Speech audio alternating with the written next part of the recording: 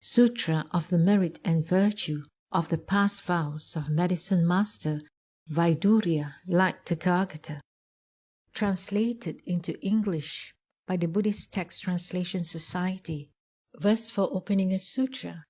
The unsurpassed profound and wonderful Dharma is difficult to encounter in hundreds of millions of aeons. I now see and hear it, receive and uphold it, and I vow to fathom the Tathagata's true meaning. Thus I have heard. At one time, the Bhagavan was traveling through various lands to teach living beings. He arrived at Vaisali, city of extensive adornments, and stayed beneath a tree from which music resounded. With him were 8,000 great bhikshus and 36,000 bodhisattvas mahāsattvas, also kings, ministers, Brahmans, lay disciples, gods, dragons, and the rest of the Eightfold Division, beings both human and non-human. The immeasurable great multitude respectfully surrounded him, and he spoke Dharma for them. At that time, the Dharma Prince Manjusri, receiving the awesome inspiration of the Buddha, rose from his seat, bared one of his shoulders, knelt on his right knee, and inclining his head and placing his palms together, said to the Bhagavan, "World-honored one, we wish you would speak about such dharmas as the Buddha's names, the great vows they made in the past, and their supreme merit and virtue, so that those who hear them will be rid of their karmic hindrances. This request is also for the sake of bringing benefit and joy to sentient beings in the Dharma image age." The Buddha then praised the pure youth Manjusri. Good indeed, Manjusri. With great compassion, you now request that I speak about the Buddha's names and the merit and virtue of their past vows for the sake of rescuing sentient beings who are bound up by karmic obstacles and for the purpose of bringing benefit, peace, and joy to beings who live in the Dharma image age.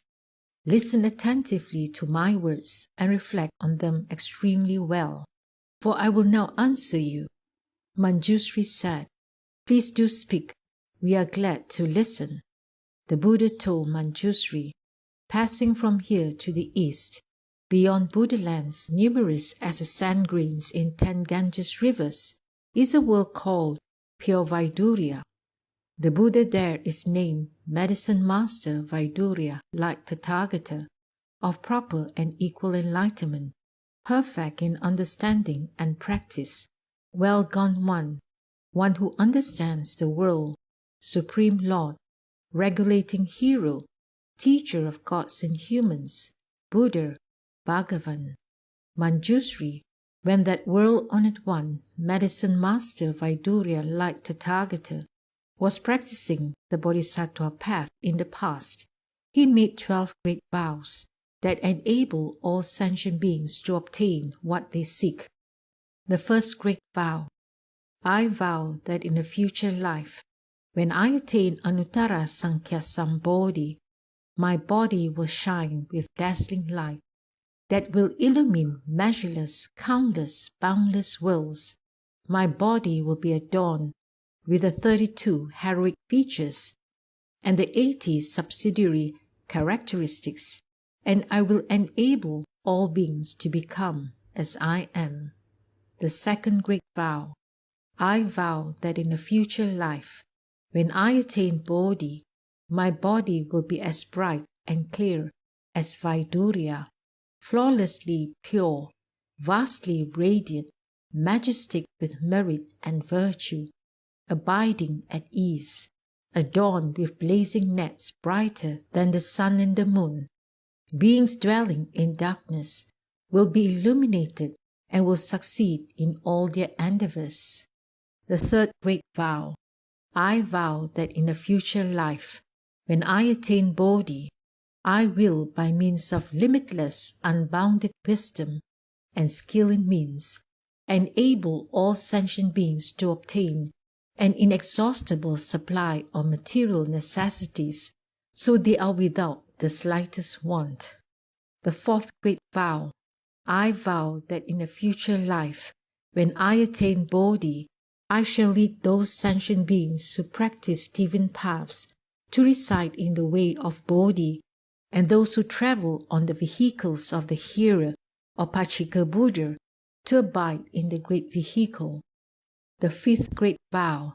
I vow that in a future life, when I attain Bodhi, I shall enable limitless and boundless numbers of sentient beings who cultivate Brahma conduct within my Dharma to perfectly uphold the three clusters of precepts without exception. Should there be any violation, upon hearing my name, they will regain their purity and not fall into the evil destinies. The sixth great vow. I vow that in a future life, when I attain Bodhi, if there are sentient beings whose bodies are inferior and whose faculties are imperfect, who are ugly, dull, blind, deaf, mute, deformed, paralyzed, hunchbacked, or afflicted with skin disease, insanity, or various other sicknesses and sufferings, upon hearing my name, they shall all become endowed with upright features, keen intelligence, and perfect faculties, and they shall be free of sickness and suffering. The seventh great vow.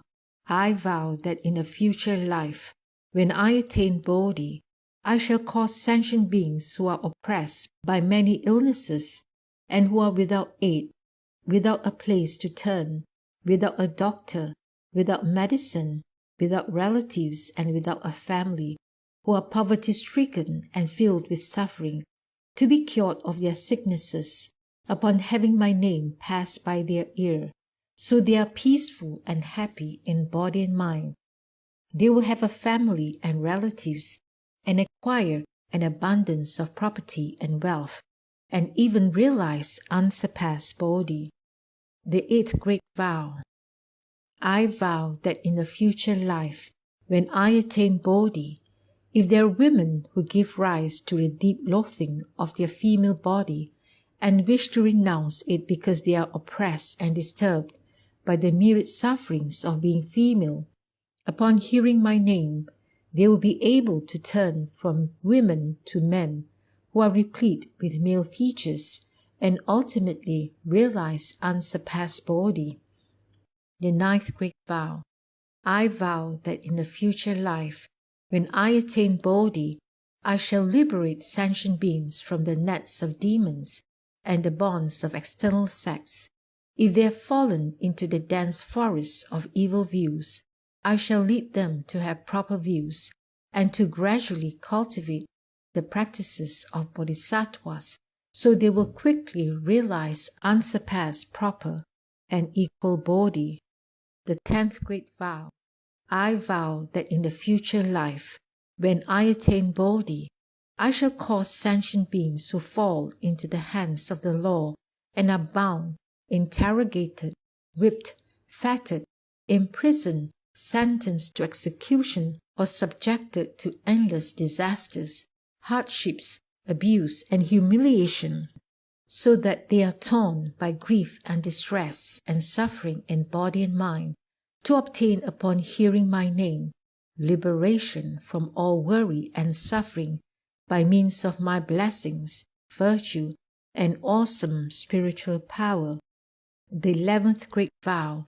I vow that in a future life, when I attain Bodhi, I shall cause all sentient beings who are so plagued by hunger and thirst that they create all kinds of bad karma in their quest for food, upon hearing my name and single-mindedly accepting and maintaining it, to be filled with delicious food and drink, and afterwards, by means of the flavor of Dharma, to settle in ultimate peace and happiness.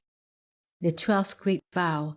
I vow that in a future life, when I attain Bodhi, if there are sentient beings who are poor and without clothes, so that day and night they are troubled by mosquitoes and flies, and by cold and heat, upon hearing my name, and single-mindedly accepting and maintaining it, they shall obtain all kinds of fine and wonderful garments that accord with their tastes, as well as a variety of precious adornments, flower garlands, fragrant balms, and the enjoyments of music and various kinds of talents, so that all their heart's delights will be fulfilled. Manjushri, these are the 12 sublime and wonderful vows that the world-honored one, Medicine Master Vaidurya, like Tathagata, one of proper and equal enlightenment, made while cultivating the Bodhisattva way. Moreover, Manjushri, if I were to speak for an aeon or more about the great vows made by the world-honored one, Medicine Master Vaidurya, like Tathagata, when he practiced the Bodhisattva way, and about the merit, virtue, and adornments of his Buddhaland, I could not finish. That Buddhaland has always been completely pure. There are no women, no evil destinies, and no sounds of suffering. The ground is made of Vaidurya, with golden cords lining the roads. The city walls, towers, palace pavilions, studios, windows, and lattice work are all made of the 7 treasures. The merit, virtue, and adornments of this land are identical to those of the Western land of ultimate bliss. Residing in that land are 2 Bodhisattva Mahasattvas. The first is called universally radiant sunlight, and the second universally radiant moonlight. They are the leaders among the immeasurable, uncountable hosts of Bodhisattvas in that land, and will be the successors to that Buddha. They are able to maintain the precious treasury of the proper Dharma of the world-honored one, Medicine Master Vaidurya, like Tathagata. Therefore, Manjushri, all good men and women who have faith should vow to be born in that Buddha's land. At that time, the world-honored one again spoke to the pure youth Manjushri, saying, Manjushri, there are living beings who don't distinguish good from evil, who indulge in greed and stinginess, and who know nothing of giving or its rewards. They are stupid, ignorant, and lack the foundation of faith. They accumulate much wealth and many treasure, and ardently guard them. When they see a beggar coming, they feel displeased. When they have to practice an act of charity that does not benefit themselves, they feel as though they were cutting a piece of flesh from their body, and they suffer deep and painful regret. There are other innumerable, avaricious, and miserly living beings who hoard money and necessities that they don't use even for themselves, how much less for their parents, wives, or servants, or for beggars. At the end of their lives, such beings will be reborn among the hungry ghosts or animals. If they heard the name of that Buddha, Medicine Master Vaidurya, like Tathagata, in their former human existence, and they recall that Tathagata's name for the briefest moment while they are in the evil destinies, they will immediately be reborn in the human realm. Moreover, they will remember their past life and will dread the sufferings of the evil destinies. They will not delight in worldly pleasures, but will rejoice in giving and praise others who give. They will not begrudge giving whatever they have. Gradually, to those who come to beg, they'll be able to give away their own head, eyes, hands, feet, and even their entire body, to say nothing of their money and property. Moreover, Manjushri, there are beings who, although they study under the Tathagata, nonetheless violate the Sila. Others, although they do not violate the Sila, nonetheless transgress the rules and regulations. Others, although they do not violate the Sila or rules and regulations, nonetheless destroy their own proper views. Others, although they do not destroy their own proper views, nonetheless neglect learning, so they are unable to understand the profound meaning of the sutras that the Buddha speaks. Others, although they are learned, nonetheless give rise to overweening pride, Shadowed by overweening pride, they justify themselves and disparage others, slander the proper dharma, and join the retinue of demons. Such fools act on their misguided views and further cause immeasurable millions of beings to fall into pits of great danger. These beings will drift endlessly in the realms of the hells, the animals and the ghosts. But if they hear the name of Medicine Master Vaidurya like Tathagata, they will be able to renounce their evil practices and cultivate wholesome dharmas, and thereby avoid falling into the evil destinies. If those who have fallen into the evil destinies because they could not renounce their evil practices and cultivate wholesome dharmas, by the awesome power of the past vows of that Tathagata, get to hear his name for only a moment, then after they pass out of that existence, they will be reborn again as human beings. They will hold proper views and will be ever vigorous. Their minds will be well regulated and joyful, enabling them to renounce their families and live the householder's life. They will take up and maintain study of the Tathagata's Dharma without any violation. They will have proper views and erudition. They will understand profound meanings and yet be free from overweening pride. They will not slander the proper Dharma and will never join the ranks of demons. They will progressively cultivate the practices of bodhisattvas and will soon bring them to perfection. Moreover, Manjushri, if the ascension beings who harbor stinginess, greed, and jealousy, who praise themselves and disparage others, they will fall into the three evil destinies for countless thousands of years, where they will undergo intense suffering. After undergoing intense suffering, at the end of their lives, they will be born in the world as oxen, horses, camels, and donkeys that are constantly beaten, afflicted by thirst and hunger, and made to carry heavy burdens along the roads. Or they may be reborn among lowly people as slaves or servants who are always ordered around by others and who never for a moment feel at ease.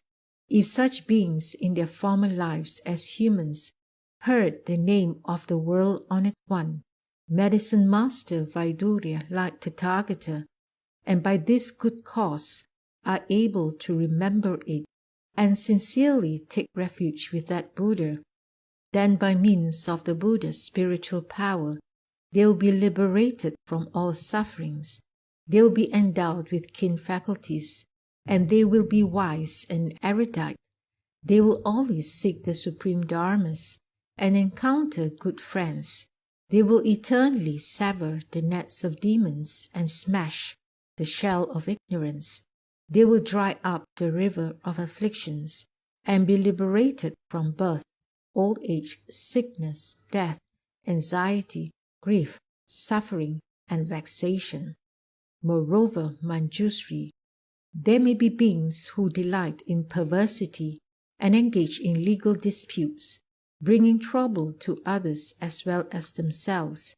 In their actions, speech, and thoughts, they create ever-increasing amounts of evil karma. Never willing to benefit and forgive others, they scheme to harm one another instead. They pray to the spirits of the mountain forests, trees, and graves. They kill living beings in order to make sacrifices of blood and flesh to the yaksha and raksasa ghosts. They write down the names of their enemies and make images of them, and then they hex those names and images with evil mantras. They summon paralysis ghosts, cast hexes, or command corpse-raising ghosts to kill or injure their enemies.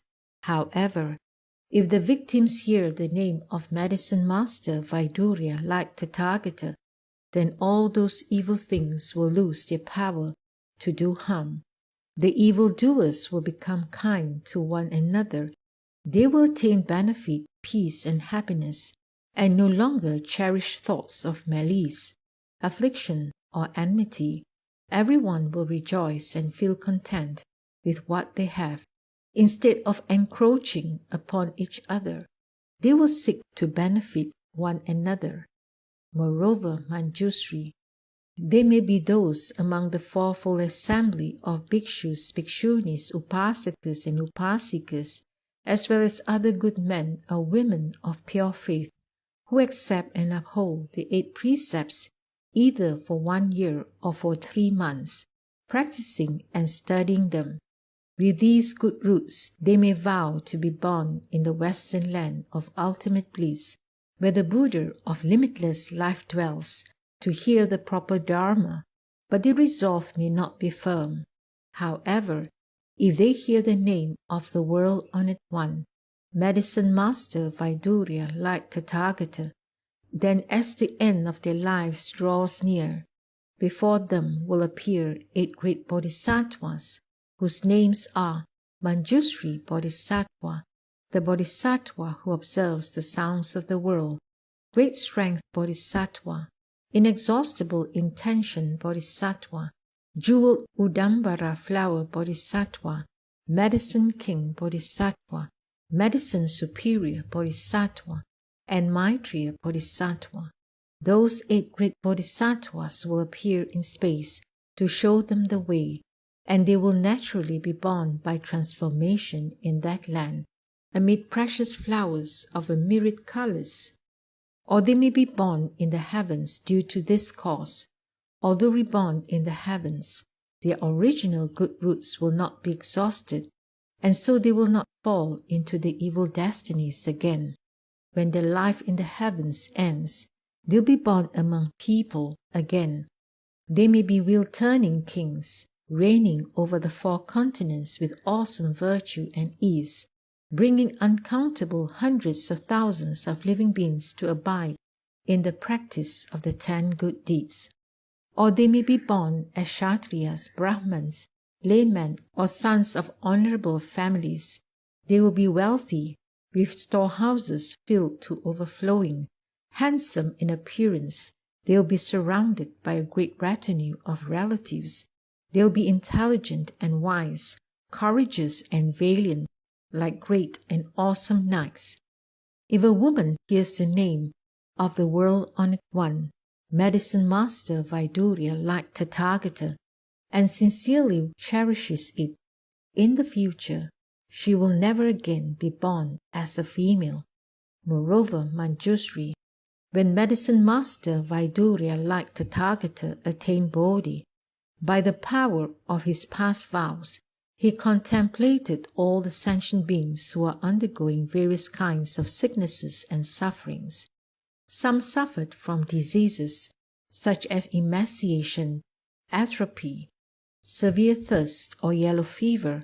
Others were harmed by paralysis ghosts or by poisonous hexes. Some died naturally when young, while others experienced untimely deaths. He wished to dispel all these sicknesses and sufferings and to fulfill their wishes. At that time, the world-honored one entered a samadhi called extinguishing the suffering and distress of all beings. After he entered this samadhi, a great light came forth from his flesh core. From amid that light, he proclaimed this magnificent dharani. Namo bhagavate bhaiṣajye-samudgate tadyathā arhate samyaksambuddhāya tathāgatāya bhaiṣajye svāhā.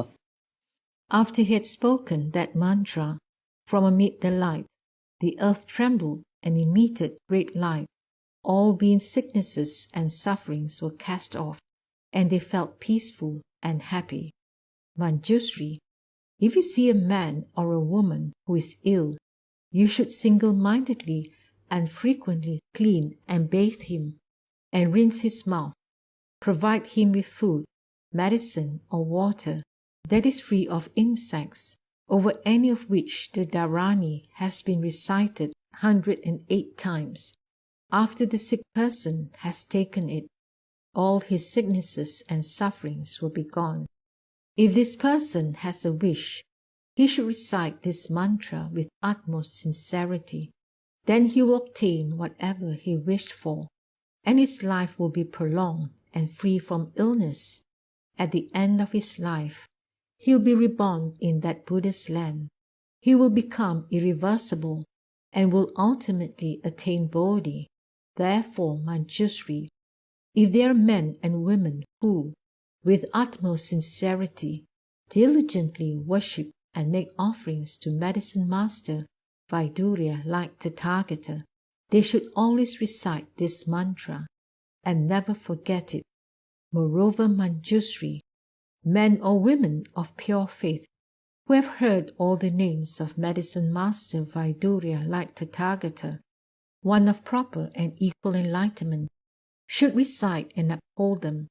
In the early morning, after brushing the teeth and bathing, they should make offerings of fragrant flowers, incense, perfume balms, and various kinds of music before an image of that Buddha.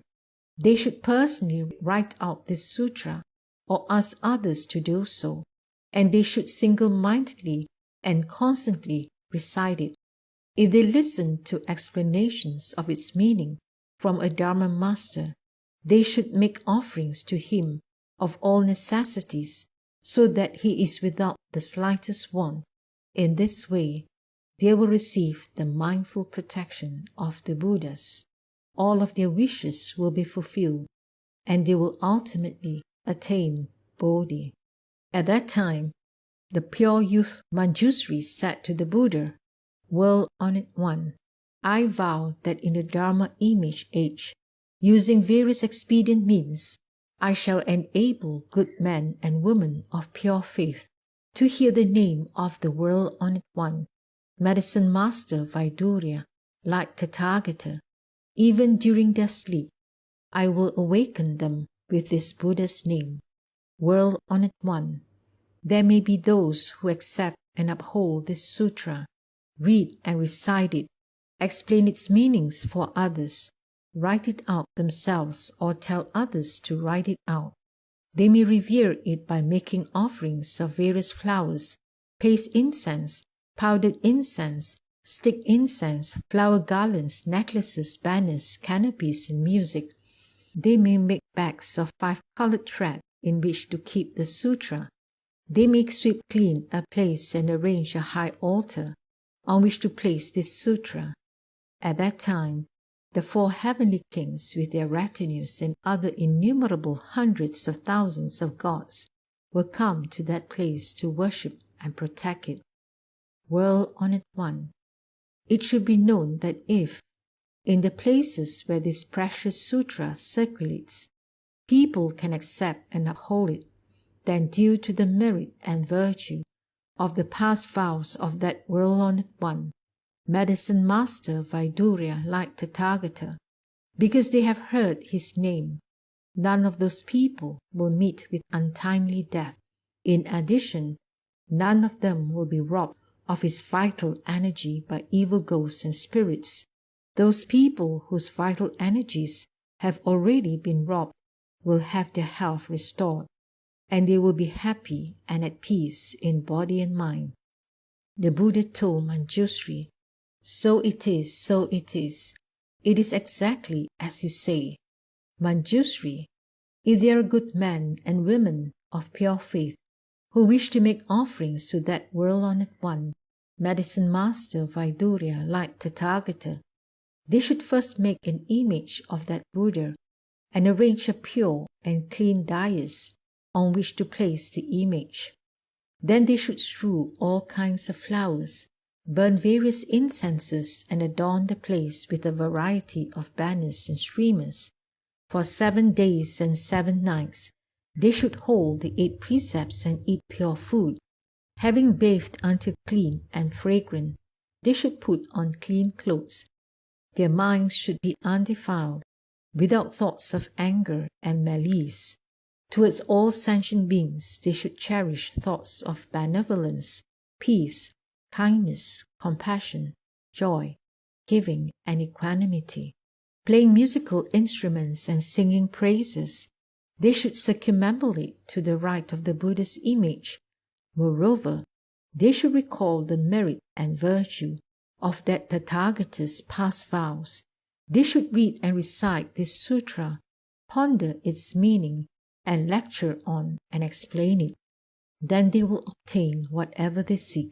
Those who seek long life will attain longevity. Those who seek wealth will gain wealth. Those who seek an official position will obtain it, and those who seek a son or a daughter will have one. Moreover, if a person who suddenly has nightmares, sees ill omens, notices strange birds flocking together, or perceives many uncanny events in his dwelling, can worship and make offerings of many fine things to that world-honored one, medicine master, Vaidurya, like Tathagata, then the nightmares, ill omens, and inauspicious things will disappear and will no longer trouble him. When a person is endangered by water, fire, knives, or poison, or finds himself on a steep cliff or in a dangerous place, or faces fierce elephants, lions, tigers, wolves, bears, poisonous snakes, scorpions, centipedes, millipedes, mosquitoes, gnats, or other frightful things, if he can single-mindedly recollect, worship, and make offerings to that Buddha, he'll be liberated from all those frightful things. When other countries invade, or when there are thieves or riots, if a person can recollect and worship that Tathagata, then he will be free of all these as well. Moreover, Manjushri, they may be good men and women of pure faith, who all their lives do not worship other gods, but single-mindedly take refuge with the Buddha, the Dharma, and the Sangha. They accept and uphold precepts such as the 5 precepts, the 10 precepts, the 400 precepts of a bodhisattva, the 250 precepts of a bhikshu, or the 500 precepts of a bhikshuni. Perhaps they have violated some of the precepts they received and are afraid of falling into the evil destinies.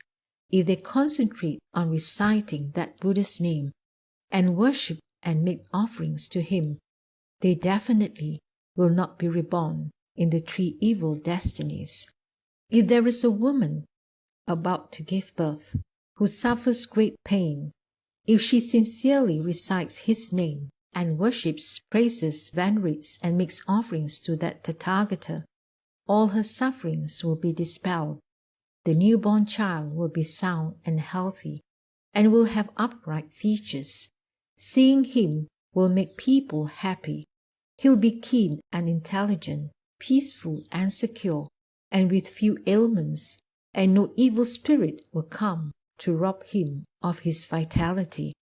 At that time, the world-honored one said to Ananda, the merit and virtue of the world-honored one, medicine master Vaidurya like Tathagata, which I have just extolled, is the extremely profound practice of all Buddhas. It is difficult to fathom and to comprehend. Do you believe it or not? Ananda said, greatly virtuous world-honored one, I have absolutely no doubts regarding the sutras spoken by the Tathagata. Why? Because all Buddha's karmas of body, speech, and mind are pure. World-honored one, the sun and moon could fall. Wonderfully high, the king of mountains could be toppled or shaken, but the words of the Buddhas never change. World-honored one, there are sentient beings deficient in faith who hear about the extremely profound practices of all Buddhas and think to themselves, how could one obtain such supreme merit and benefit merely by reciting the name of a single Buddha, medicine master Vaidurya like Tathagata? Due to this lack of faith, they give rise to slander. During the long night, they lose great benefit and joy, and fall into the evil destinies, where they wander ceaselessly. The Buddha told Ananda, if these sentient beings hear the name of the world-honored one, medicine master Vaidurya like Tathagata, and sincerely accept and uphold it without any doubts, they cannot possibly fall into the evil destinies. Ananda, this is the extremely profound practice of all Buddhas, which is difficult to believe and to understand. You should know that your ability to accept this comes from the awesome power of the Tathagata. Ananda, all hearers, solitarily enlightened ones, and the bodhisattvas who have not yet ascended to the grounds, are incapable of believing and understanding this Dharma as it really is. Only the bodhisattvas who are destined in one life to attain Buddhahood are capable of understanding. Ananda, it is difficult to obtain a human body. It is also difficult to have faith in and to revere the Triple Jewel. It is even more difficult to be able to hear the name of the World-Honored One, Medicine Master Vaidurya, like Tathagata. Ananda, Medicine Master Vaidurya, like Tathagata, possesses boundless bodhisattva practices, limitless skillful expedients, and immeasurably vast great vows. If I were to speak extensively of those for an aeon or more, the aeon would soon end. But that Buddha's practices, vows, and skillful expedients have no end. At that time, within the assembly, a bodhisattva mahasattva, named One who rescues and liberates, arose from his seat, bat his right shoulder, knelt with his right knee on the ground, leaned forward with his palms joined together, and said to the Buddha, "Greatly virtuous World-Honored One, during the Dharma image age, there will be living beings afflicted with various diseases, emaciated with chronic illnesses, unable to eat or drink, their throats parched and their lips dry. Such a being sees darkness gathering all around him as the signs of death appear. While lying in bed, surrounded by his weeping parents, relatives, and friends, he sees the messengers of Yama leading his spirit before that king of justice. Every sentient being has spirits that stay with him throughout his life. They record his every deed, both good and evil, to present to Yama, the king of justice. At that time, King Yama interrogates this person in order to tally his karma and mete out judgment according to his good and evil deeds. At that time, if the sick person's relatives and friends, on his behalf, can take refuge with the World-Honored One, Medicine Master Vaidurya, like Tathagata, and request members of the Sangha to recite this sutra, to light 7 layers of lamps, and to hang up the 5 colored banners for prolonging life, then it is possible for his spirit to return. As if in a dream, the person will see everything very clearly himself. If his spirit returns after 7, 21, 35, or 49 days, he will feel as if awakened from a dream and will remember the retributions that he underwent for his good and bad karma. Having personally witnessed the retributions of his own karma, he will never again do any evil, even if his very life is endangered. Therefore, good men and women of pure faith should accept and uphold the name of Medicine Master Vaidurya, like Tathagata, and according to their capability, worship and make offerings to him. At that time, Ananda asked the Bodhisattva who rescues and liberates, "Good men, how should we worship and make offerings to the World-Honored One, Medicine Master Vaidurya, like Tathagata, and how should we make the banners and lamps that prolong life?" The Bodhisattva who rescues and liberates said, "Greatly virtuous One, if there is a sick person who wishes to be freed from sickness and suffering, for his sake one should accept and uphold the 8 precepts for 7 days and 7 nights, and make offerings to the Bhikshu Sangha of as many items of food, drink, and other necessities as are in his power to give. During the 6 periods of the day and night, one should worship, practice the way, and make offerings to the World-Honored One, Medicine Master Vaidurya, like Tathagata. Read and recite this sutra 49 times, like 49 lamps, and make 7 images of that Tathagata. In front of each image, place 7 lamps, each as large as a cartwheel. These lamps must be kept burning continuously for 49 days. Hang up 5 colored banners that are 49 spans long. Liberate a variety of living creatures, as many as 49 species. Then the sick one will be able to surmount the danger and will not suffer an untimely death or be held by evil ghosts. Furthermore, Ananda, in the case of Kshatriya princes who are due to be anointed on the crowns of their heads, at a time when calamity arises, such as pestilence among the population, invasion by foreign countries, rebellion within their territories, unusual changes in the stars, a solar or lunar eclipse, unseasonal winds and rains, or prolonged drought, those Kshatriya princes should bring forth an attitude of kindness and compassion towards all sentient beings, and grant amnesty to all prisoners.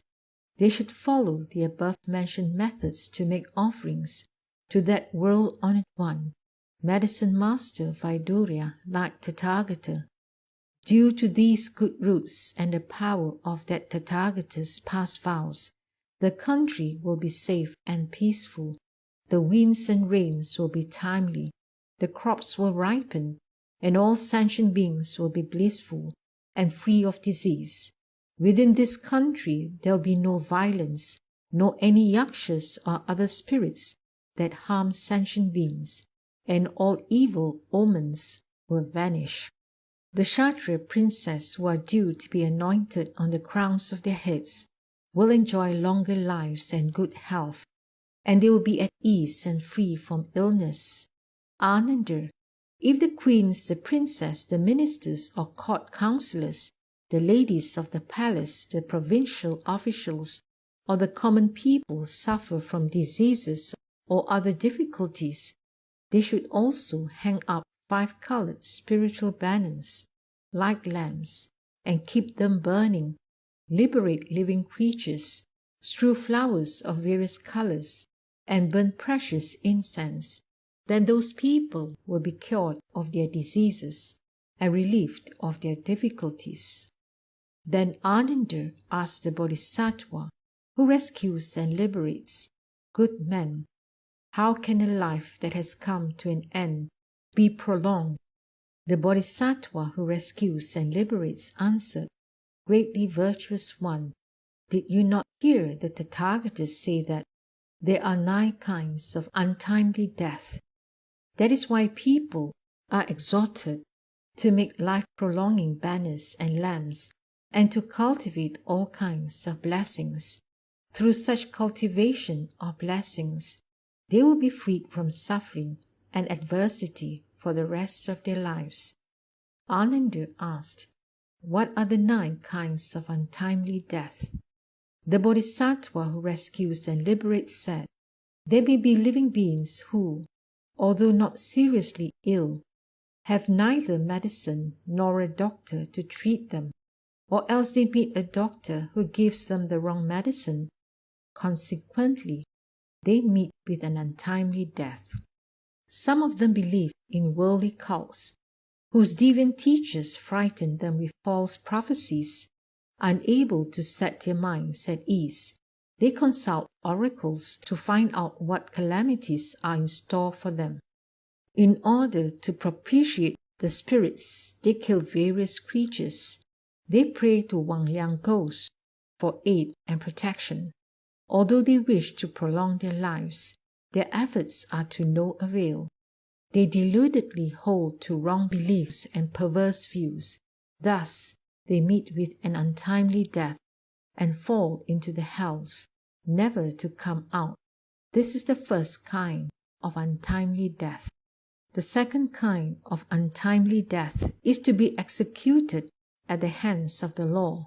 The third kind is to hunt for sport, to indulge in drinking and lust, or to become excessively dissipated, and then to be waylaid by non-human beings that rob one's essence and energy.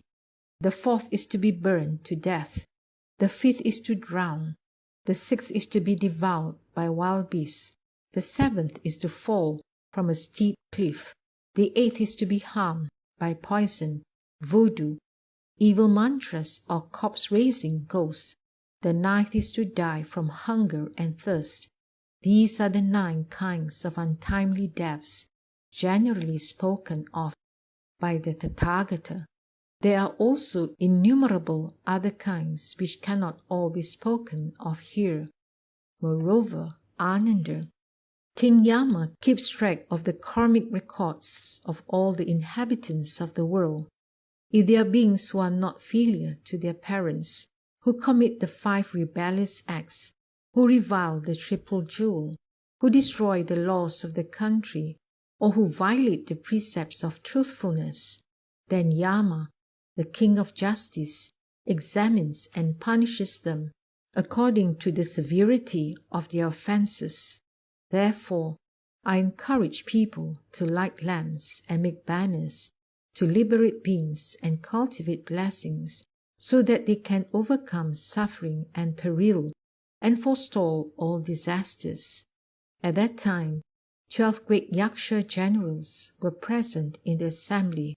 They were General Kumbhira, General Vajra, General Mahira, General Andira, General Anila, General Sandira, General Indra, General Pajra, General Makura, General Kinara, General Chatura, and General Vikarala. These 12 great Yaksha generals, each with a retinue of 7,000 Yakshas, simultaneously raised their voices and addressed the Buddha, World-Honored One. Today, by relying on the Buddha's awesome power, we are able to hear the name of the World-Honored One, Medicine Master Vaidurya, like Tathagata. As a result, we are no longer afraid of the evil destinies. All of us are of one mind to take refuge with the Buddha, the Dharma, and the Sangha to the end of our lives. We vow to support all living beings and to benefit them so that they may live in peace and happiness.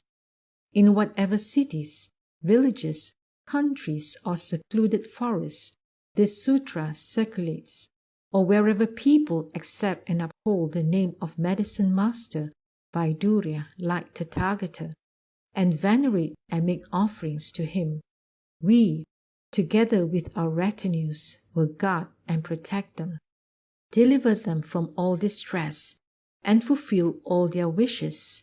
If a person wishes to dispel illnesses and difficulties, he should read or recite this sutra and tie a 5-colored thread into knots, forming the letters of our names. He should untie the knots when his wishes have been fulfilled. At that time, the World-Honored One praised the great Yaksha generals, saying, good indeed, mighty Yaksha generals, all of you who want to repay the kindness of the World-Honored One, Medicine Master Vaidurya like Tathagata, should always benefit beings and bring peace and happiness to them in this way. Then Ananda said to the Buddha, World-Honored One, what should we call this teaching? How should we uphold it?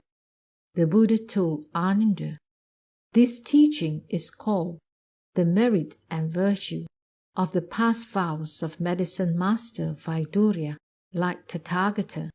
It is also called 12 spiritual generals' vows to use spiritual mantras to benefit living beings.